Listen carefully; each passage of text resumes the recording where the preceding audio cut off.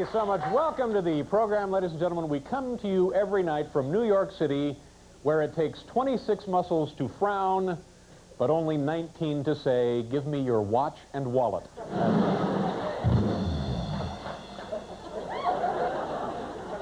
This is good news. The NFL players' strike is over. Gene Upshaw is going back to his old job giving career advice to Valerie Harper. So we...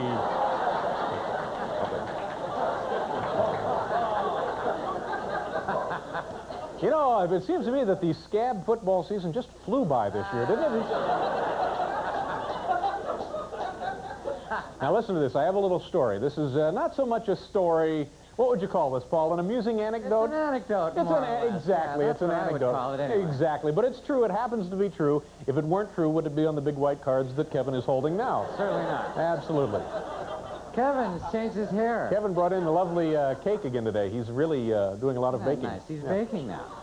Anyway, there is a Baptist minister in Menominee Falls, Wisconsin. Menominee Falls, Wisconsin. Now, this man, I guess, was picked up by authorities, and he was charged with 3 armed burglaries. Now, the police report that he told them he committed the burglaries because he needed money to pay back taxes. And they said, well, why did you choose a life of crime? Why did you want to get the money that way? And he said, well, honestly, I have too much self-respect to become a TV evangelist. So that's...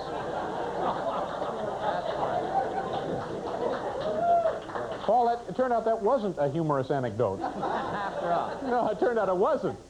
I know. No, but it was true. True, but not amusing. Not necessarily amusing. Wow. It doesn't make any difference. We have what you call your bulletproof show here tonight. This is great. Tom Waits is with us tonight.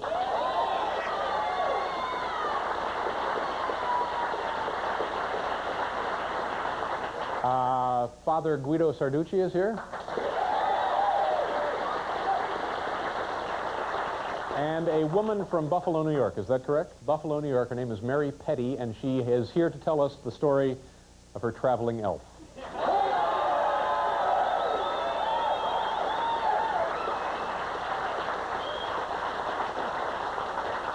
And, of course, other amusing anecdotes. Please, folks, say hello to our good friend, Mr. Paul Schaefer, right over there. Thank you very much. David, the way I look at it, 25 more minutes, we're out of here. What? What did you say? No, not 25. 25 more? No, 55 more. 55 more minutes. And we're out of here. Well, no, that's not the attitude. That's... What? I say, that's not the attitude.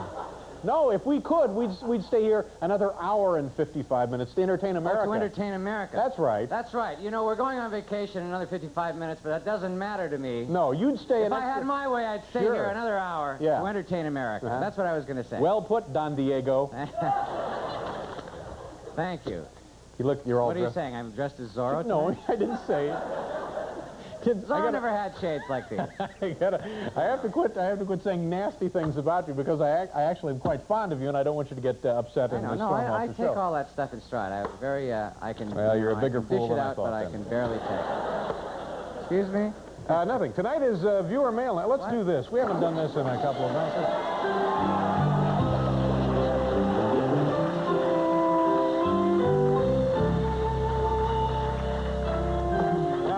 Just take a second here. I understand the NABID strike may be coming to a conclusion. It may be over. And if that happens, the next time we're back in the studio, we'll have our old crew back here. But at this time, I just want to thank everybody who filled in at the various positions vacated by the striking NABID members.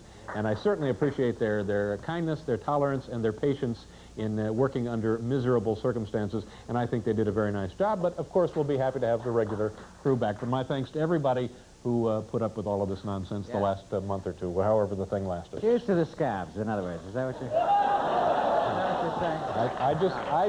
I think that it was an unfortunate circumstance, and we all suffered, and it will be good when things are back to normal. That's right. Not here's to the scabs. Just kidding. Did we do this already? I think we did. Okay. Let's get right to our viewer mail. Actual letters, ladies and gentlemen, from actual viewers from all over the country. If they weren't, as always, would I be able to do this? No.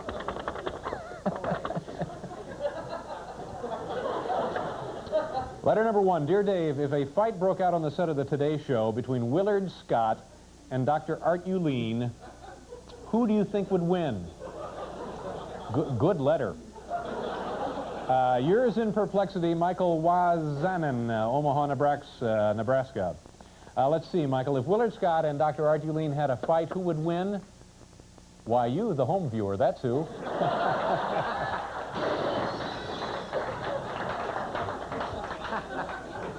A smattering of applause.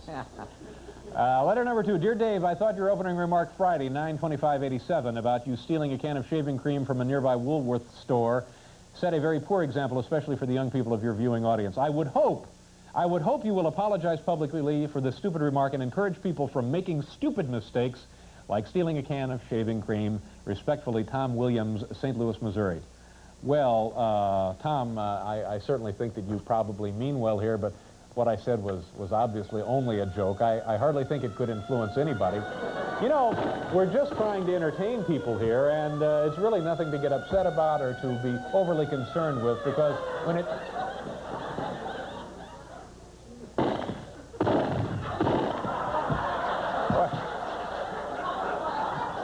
Boy, David Letterman was right.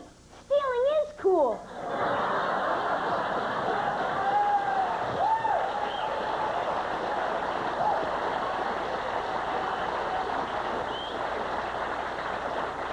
Oh, the kid really seemed to know how to use that gun, though, didn't he?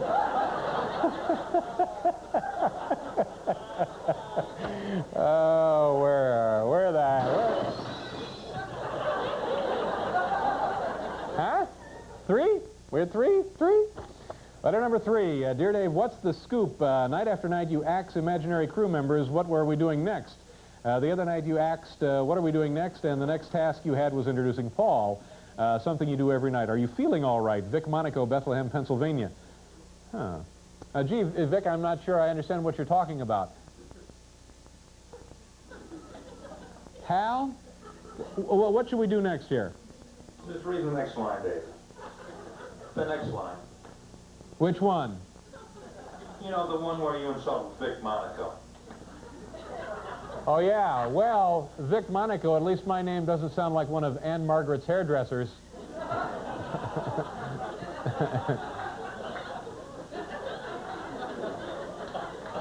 Now what, Hal? Dave, just go on to the next letter. The next letter. The whole thing? No, just the circle parts. Thank you. Thank you. That's me playing a dumb guy. Very nicely done, too. Not... Tough acting job on your part. Now, here's the real dumb guy. Huh?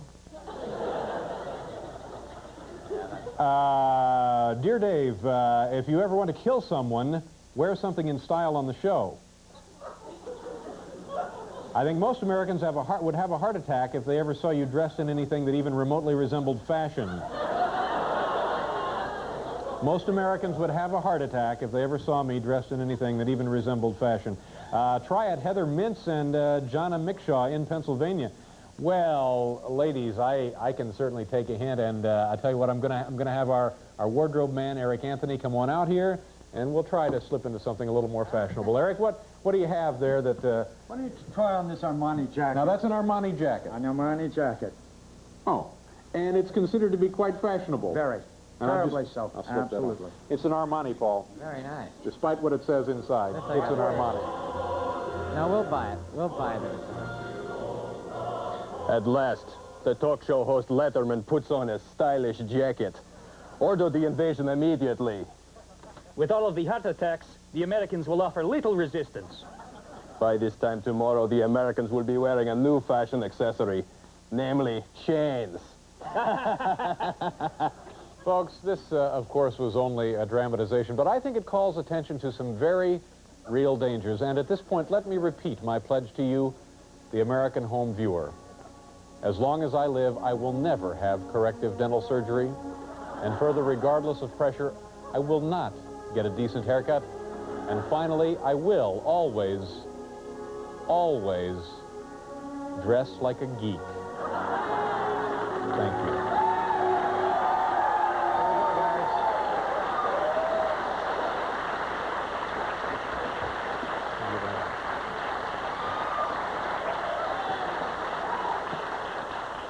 I will. That's my pledge to the American home viewer. I will. I'll continue to dress like a geek. Letter number 5. Dear Dave, the clothes store that I worked at this summer uses the new General Electric 120-watt Wattmizer reflector floodlight. Wow, what a product. It gives us a 20% electricity savings. I just wanted to say thanks to you and the fine company for which you work. P.S. Dave plus GE equals terrific. This is from Leslie Wyndham, Tulsa, Oklahoma. Gosh, thanks for the wonderful letter, Leslie. I guess in our attempts to get some cheap laughs, we sometimes can be pretty unfair to a fine company that's been awfully good to us. And I think it's time we showed our appreciation with a special tribute that we've put together called Dave plus GE equals terrific. Take it away, kids. Paul, here we go. The big tribute.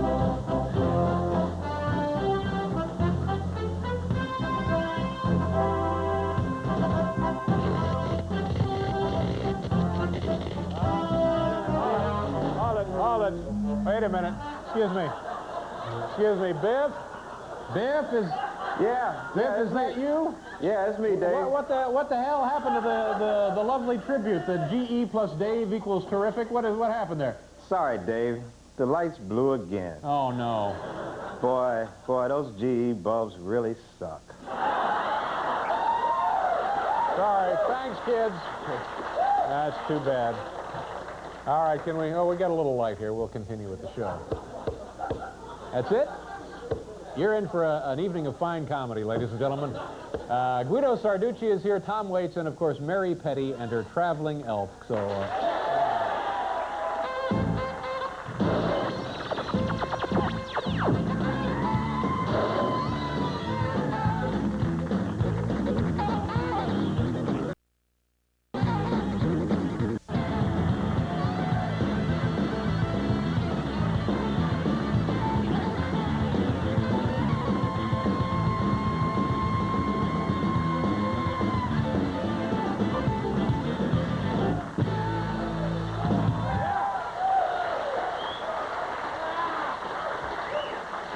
David Sanborn on the saxophone. Quite a band. Come on. Very impressive. Nice work, gentlemen. David Sanborn is here tonight with everybody else. Anton Fig, Will Lee, Paul Schaefer, and Sid McGinnis.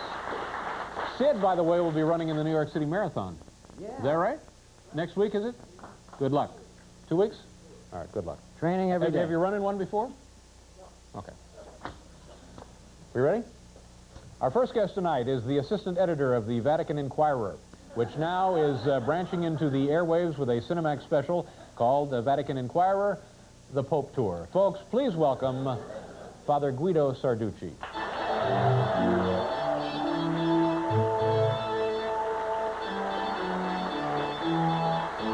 Father, pleasure to see you.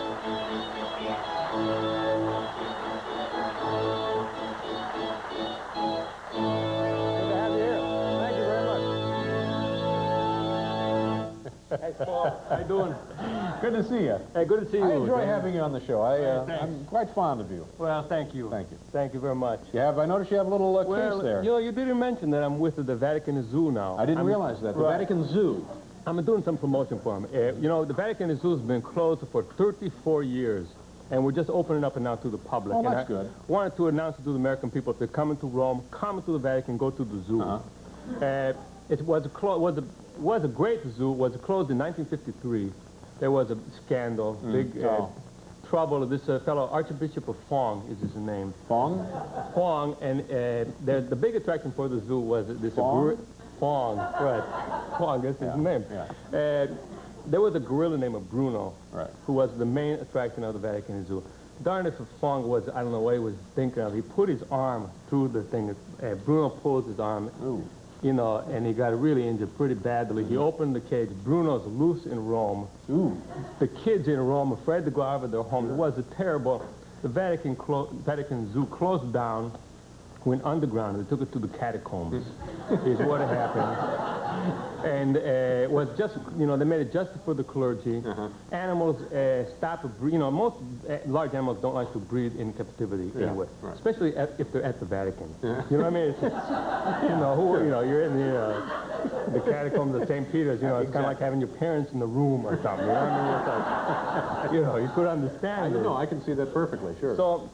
Most of the animals died out, and I want to tell people, you know, most of them are stuffed. Don't expect to see live ones, but if you're moving, it looks like they're moving. Thing, right. So, but there are some animals, and that's why I brought some of them. Whatever happened to Bruno?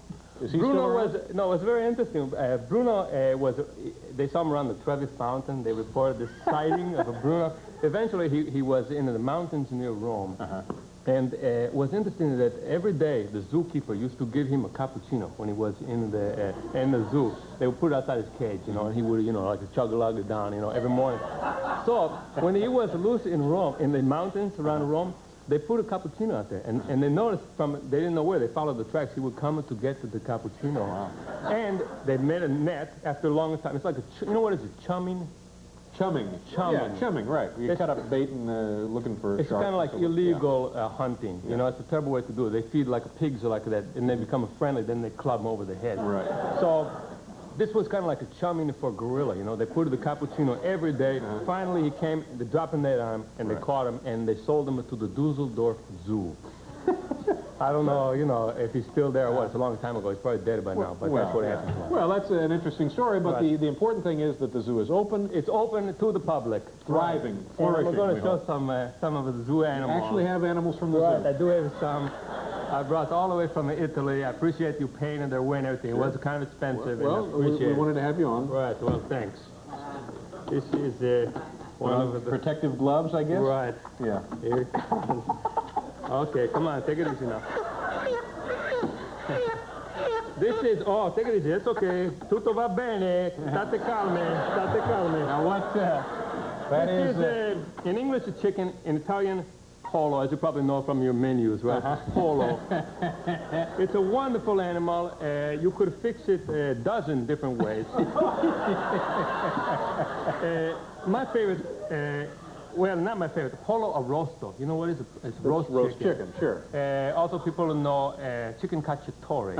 It's like with olives and onions. You let it stew for a while. Right. My favorite is something called chicken Milanese. Oh, that sounds great. You know what is a chicken Milanese? Well, I think it's lightly breaded, isn't it? Right. It's like veal, you know, breaded veal cutlet. It's like a chicken cutlet. I see. You dip it in egg batter. Do you have these recipes posted there at the zoo? No, we don't. I guess, yeah. But chicken Milanese is kind of like Wiener Schnitzel. It's kind of like a chicken schnitzel, I guess is what you could call it. Yeah. Go on back into there. Okay. So that's one of the... Well, he was good, wasn't he? He was great. Let's hear it for him. It would be tough to top that. It's going to be tough. Easy, take it easy. I have another animal. Have more animals? Sister. From the Vatican Zoo? Right. Right. Thank you, sister, for bringing this. Appreciate it. Thanks a lot. Thank you very much, sister. Oh, he's all excited. Oh, boy. Now that's a... Squirrel. That's a squirrel. Right. Yeah. I must admit, this was not an original occupant of the zoo, but these animals used to sneak into the zoo to eat the animals' food, the other ones. So we decided, why not incorporate them? You know what I mean? Sure. You got another exhibit there. That's right. Exactly. Why not? Sure. You know. They're going to be there. Right. Yeah. And squirrels are very interesting because, you know, they eat their food kind of like we do. They take, you know, like we eat a sandwich, they eat it like this. Right. The difference is, though, we put our food down between bites. They keep it in their hands. You know, that's civilization in a nutshell, I guess. You know, that comes down to. So that would be just about the only difference there. I tell you what, Father, do you have more animals? Of course. Okay, but we have to do a commercial, and we'd love to see. No, well, that's all right. We can look at the rest of them after the commercial. We'll be right back.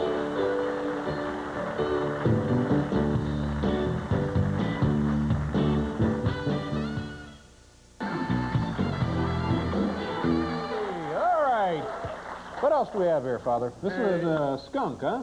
No, this is what you call an English rabbit. It's a bunny, little bunny. Right. They come in 4 different breeds, pretty much, species, I guess. Very long ears. Right. Very long ears. Long ears and pretty long ears. This is the pretty long ear one. Pretty long ears, yeah. Right. And this could be made rabbit cacciatore in Italy. We have it, rabbit cacciatore. Right. I never heard of rabbit schnitzel, but I bet you could do it. Sure. And you know something I like, they always say rabbit tastes like a chicken. Sure. And a point I would like to make, if I could, I don't know if you could see this, but isn't it amazing? You want me to open that for you? Could you? Yeah, I'll be happy. If you wouldn't mind, I would. It's just amazing to me that two animals that could look so very, very different could taste so very much the same. God works in mysterious ways, doesn't he? It's amazing to me. Can't believe it. Now, that's an interesting point, and one you probably wouldn't have been aware of had you not reopened the zoo there. I don't think I wouldn't have to say that. Yeah. Well, good luck in that venture. That's very exciting. And speaking of exciting, this whole summer must have been quite exciting for you because you were, I know, covering the Pope's visit to this country. Right. Did you? You must have gotten quite close to him. Meet with him? Did you have an audience with the man? You chat with him? Almost a personal audience, but I did speak with him somewhat. I went on the tour, pretty much most of the tour: San Antonio, Miami, L.A., and San Francisco. That must have been the thrill of a lifetime for you. It was a thrill, and it's interesting, you know, for people who wanted to see the Pope. You know, everybody lined up. Some people waited 6 hours. Oh, of course. And when he's going by in his Pope mobile, which is really like an aquarium on wheels, you know, let's face it, that's what it is. Now, does he call it that? Does he mind it being referred to as a Pope mobile? I don't think he minds Pope mobile. Aquarium on wheels, I think he would mind. You would object to that. That's what it is, you know what I mean? Yeah. But it's amazing. I felt so bad for people. They're waiting out there for 5 hours, and the Pope goes by, and you're over there, and he's looking this way. So you're on the wrong side of the street. Wrong side of the street. For the second he goes by. Right. So what you want to do is try to be on the right side of the street. And especially, you know, if you go out there, you're waiting all day long, and you look across the street, and there's some Polish folk dancers. Yeah. They're dressed in their native costumes. Which way do you think he's going to look? Oh, sure. That's a hint. Get a look right at the dancers. So, the secret is to dress like that, or at least carry a Polish flag with you to have him look at you. And an attention getter. Right. Exactly. And that's why I'm doing my report. I was trying to interview him. Now, we have some videotape of you and the Pope. Is that what we're going to Right, and it's about jet lag. It's my question, and I had a Polish. Well, you'll see. You're talking to the Pope about jet lag. Jet lag. All right. This is in San Francisco. Guido, Sarducci, and the Pope in San Francisco. Right. Well, this is it. It won't be long now. The Pope, John Paul II, will be coming by here. I'm with my friend Sam. We have brought some Polish flags, which I know will stop the Pope cold in his tracks. He's going to pull right over here. I'm going to jump over this and ask him my question about the jet lag. Sam, you know Sam, you know you should hold the flag up, wave it, so we want to get his attention. Yeah. And then when he stops, then I'll jump out there, okay? Okay. Okay. This is it, the Pope's mobile. Okay, Sam.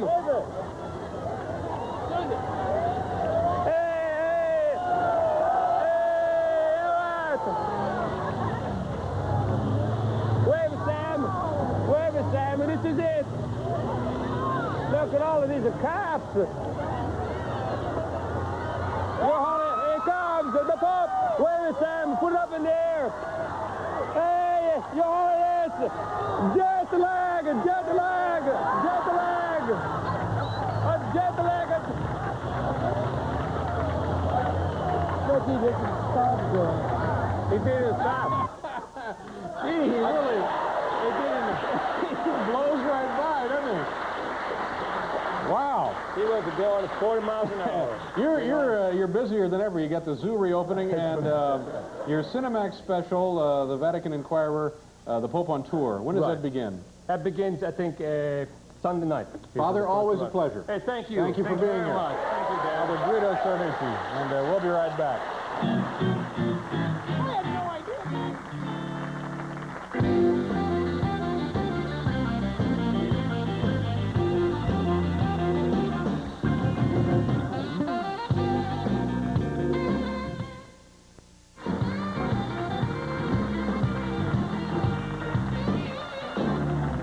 Boys, a very important announcement here for you folks at home watching the program. Beginning Monday, this program all week long will be featuring Barbara Sheehan Week.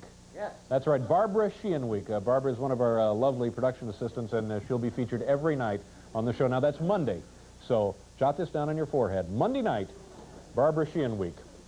And later tonight, Tom Waits and Mary Petty and her traveling elf. You know, Young people often come up to me on the street and they say to me the same thing. Mr. Koppel, they say, what can I do to learn more about television? And if they're lucky, of course, I have my bodyguards work them over. But if I feel like playing a cruel joke, I simply suggest that they become one of our college interns.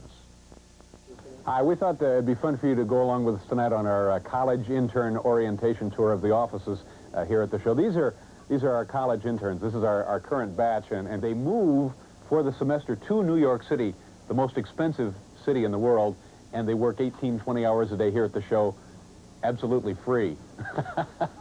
Come on, let's go. Put all your belongings over there with Dave. Just put them in the envelopes, and then Shecky will check your gums. And don't worry about Shecky. He's the film coordinator, so he knows what he's doing. You're going to see now my outer office. My assistant, Lori Diamond. And this, ladies and gentlemen, is my office right here. All right, let's go on down the hall. Thanks, Lori. Come on, everybody. Here we go. Okay, I'm going to show you something once, and you're not going to see it again, and don't tell anybody I ever showed you this, and whatever you do, I don't want to catch anybody else doing it, okay? Look at this. They've wired up this building somehow that we're interconnected electronically with the Donahue show. This is great. Watch this. Yep, this is the one. Okay, the caller is not there. Don't ever try this. This is the office of our associate producer, Jude Brennan. Jude, the interns are here. Would you do us a favor and come out and explain to the kids what it is the associate producer does? This will be instructional for you. That's Jude. A lot of paperwork. Mostly a lot of paperwork. Come on in. Let's go. These are the new interns, Morty. This is our producer, Robert Morton. Morty, explain the card system here on the big board. Sure, Dave. Yeah. Well, the yellow cards. Those are the confirmed guests. These are people who will be on the show. Yes, we hope. Yeah. Okay. And what about the blue cards? The blue cards are the guests that we're waiting to hear from. Waiting to hear from. The offer is out. The offer is out, and more than likely it'll turn into be Marv Albert. Yeah. Yeah. Okay. Now this is our director, Hal Gurney. This is his office. And here are the Hal, the interns. Hal? Hey. Hi. Hey, Dave. Hal Gurney, kid. What are you doing here? We're putting together little videotape pieces. One of those things we do on the show about once a week. I like those pieces. Little tape pieces. They're Yeah. nice. Yeah. Yeah, thank you. Great. Good luck with it. Thank you very much. Okay, yeah. You want this closed? Yeah, please, sir. Okay. Oh, Thanks. Dave. Yeah. Is it in color? Yeah, we think it's going to be in color. Good. All right. See ya. All right, let's go. Your name is Amy? You're Amy, right? No, my name's May. May. Well, why does it say Amy on the back of your jacket? Oh, I'm sorry. Your hair was in the... I thought it said Amy. I'm so stupid. Get in the back here. Okay, go ahead and try on the jackets. And if you want, we got pants. There's plenty of pants here. Here, you want a pair of pants? Yeah. Oh, that looks very nice. Would you wear that, you think? Yeah, all right, sure. well, you can keep that. And the fit's not too bad. There's some pants. Here, take some pants.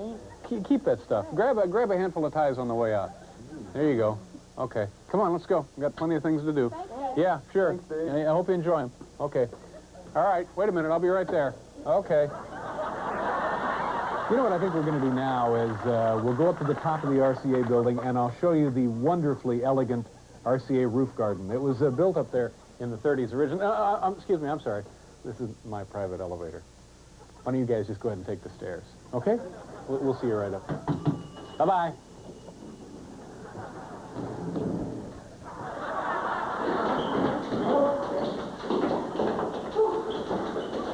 This is an amazing view, isn't it? From this location on the RCA roof garden, you can pretty much see all of Midtown Manhattan. And I guess that would be south. West, of course, you have the Hudson. That's east and that's north. And we're just surrounded by all of these amazing buildings. You can come out here and relax on your little breaks and stuff. So that concludes the tour, and good luck. Have a good visit with us, okay? Rick, will you grab my jacket, please?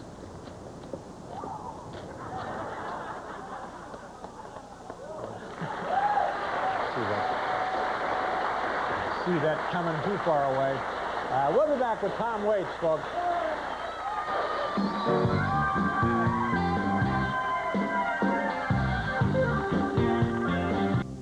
Performers at work today. This is his new album. It's called Frank's Wild Years. Folks, please say hello to the one, the only, Tom Waits. Tom? Hi, Tom.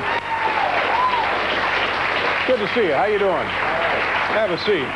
This is, help me out here. This is music from the show, the play that you were doing in Chicago. Am I close there at all? Yeah, it's the music that went with that show. Yeah. Was that a good experience for you? Did you enjoy that? Splendid.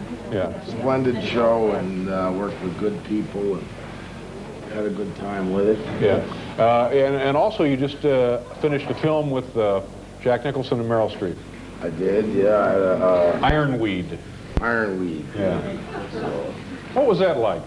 Well, had you met those people before? I had not. No, Meryl Streep was wonderful. She's like the Lincoln Memorial. She was just...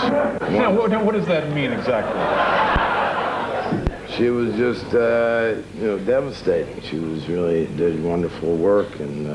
well, we know she does wonderful work. Was she nice to you? She was nice to me. Uh-huh. Did you socialize with her? A little bit, yeah. Go to dinner and so forth? Yeah, we went to dinner now and then. Yeah.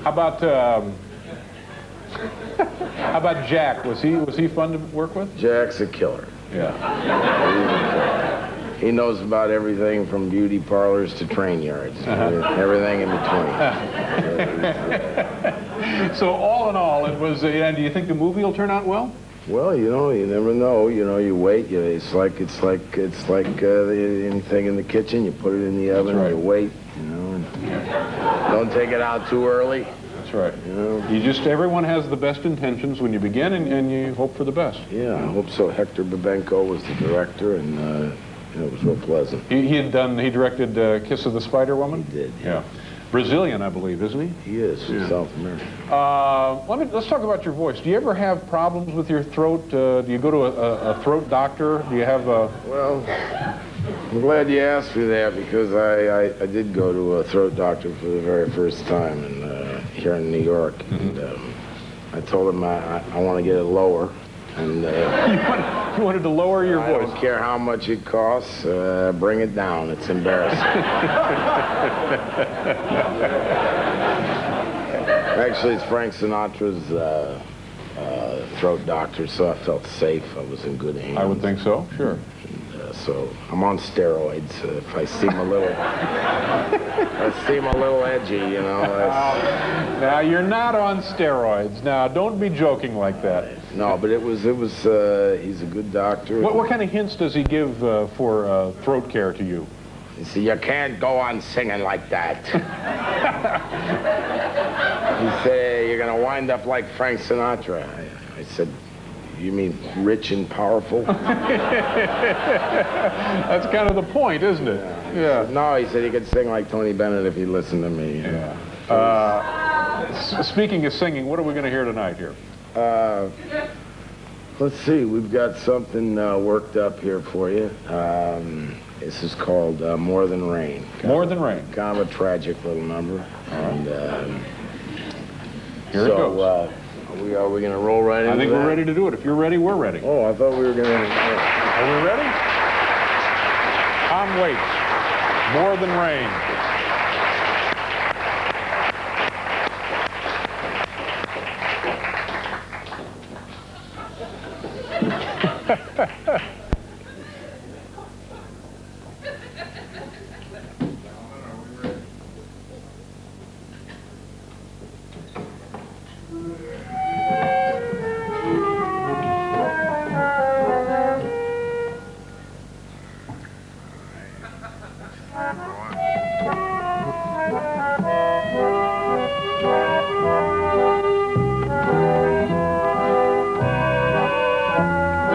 More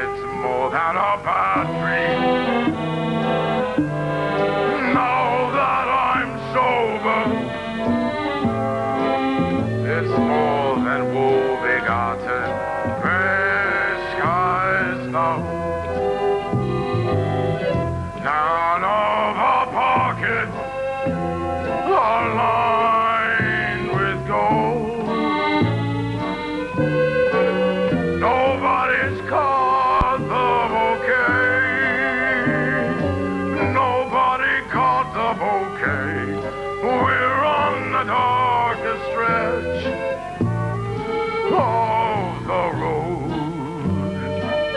We're driving crazily on, and it's more than a bad dream. Now that I'm sober, it's more than woe-begotten red skies now.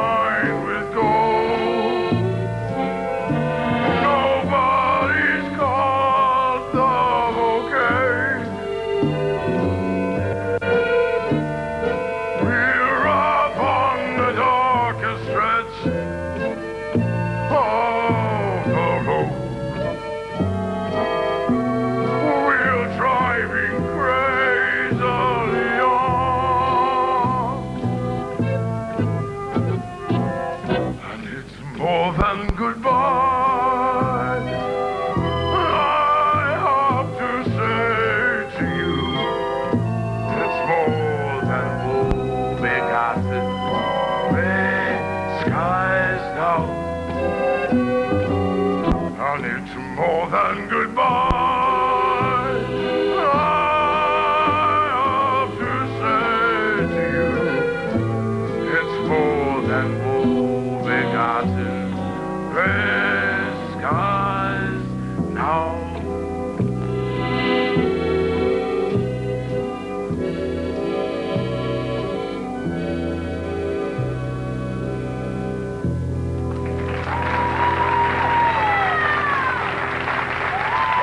Thank you. Tom, good to see you again. Sounded very nice. Thank you for being here. Thank you, gentlemen. We'll do a commercial. We'll be right back with Mary Petty and her traveling elf.